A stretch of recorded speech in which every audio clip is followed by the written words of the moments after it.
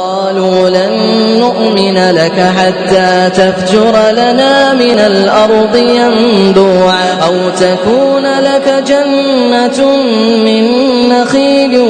وعنب تفجر الأنهار خلالها تفجيرا أو تسقط السماء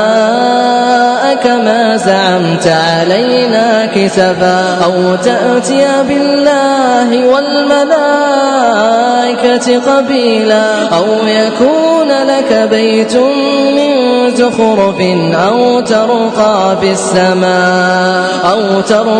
في السماء ولن نؤمن لرقيك حتى تنزل علينا كتابا نقرأ قل سبحان ربي هل كنت إلا بشرا رسولا